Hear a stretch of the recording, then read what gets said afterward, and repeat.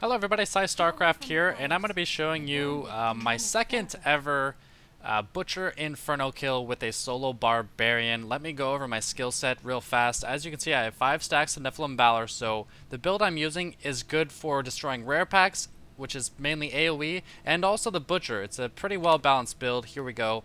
I've got Frenzy with Maniac Rune to increase my damage.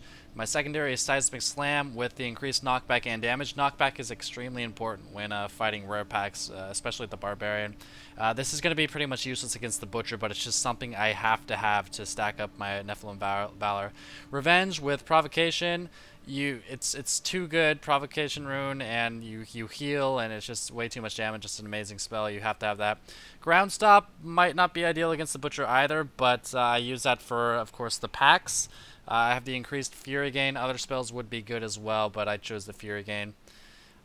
Warcry with the bonus armor. The reason I chose bonus armor, I'll show you in a second. And I have Battle Rage with the increased damage. All the other runes on Battle Rage are kind of lame, so the increased damage is really easy choice. Now, Pound of Flesh, it's actually really good. I mean, it looks simple, it looks kind of goofy, but against rare packs, like I said, you use Pound of Flesh with something like Revenge and Seismic Slam, and you're getting healed a lot. And the reason I chose the Warcry with the armor bonus is because of Tough as Nails, increase armor by 25%, and Nerves of Steel, 100%. Armor is increased by 100% of my vitality. So if we check out my stats when I'm fully buffed, I've got about 11,790 DPS. We can see 9,666 armor. If you want to check out my resistances, you can really fast. And of course, the weapon I'm using is the Grandfather. I was lucky enough to score one of those in Act 1 in Inferno from a weapon rack. And it's modified to have more strength and more damage, or I think that's what it was, and more life, I think, something like that.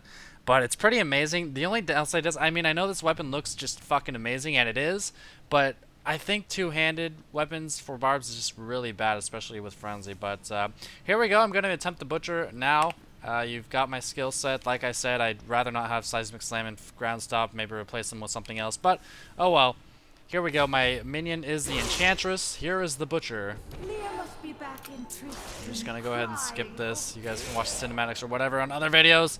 My Enchantress has about 1,100 DPS or so. So first of all, there are a couple things you have to do against the Butcher. First of all, make sure you're always buffed. Make sure you're always using Revenge.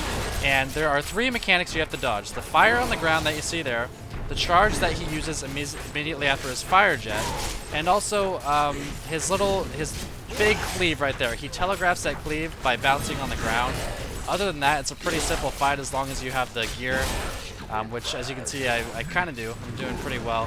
You can always interrupt his ground or his big attack with your ground stop if you want, and as always use Revenge. And remember, there are 2 health globes, and that's what happens if you don't dodge his big cleave. Take quite a bit of damage. But there are 2 health pools at the top. Those are always good to get. I'm going to want to dodge this. And other than that, potion when you need to, Revenge whenever it's up right there, and dodge the charge right there. And it's a pretty simple fight. Again, it's just a DPS check. As you can see, my DPS is pretty high considering how tanky I am as a barb. Got a health pool behind me, so I'm actually in a good spot right now. Revenge is up, gonna use that. Could probably pop a potion right now, but I'm not really. Oh, now I'm going to. It's always good to use potions when you're unsure. Now, I can't really reach that health pool, so I'm going to be going to this other health pool. Kind of an annoying little part of this game is that the health pools are often blocked. And dodge the charge. Enchantress does a lot of damage. She's actually, I think she's by far the best mercenary, the best higher ring, or whatever you want to call it. Don't want to fight him in the fire. I'm going to wait until that goes away. Now get out of the fire, make sure my damage buff is up, dodge his thing. Oh, got lucky there. And just keep auto-attacking, dodge the charge. I'm probably just going to pot here so I can save the health pool if I want. Do not be hesitant to pot, man. If it's up and you've got enough life that it'll help you gain all of it back, or if you've got less life, then it'll restore. You know what I mean.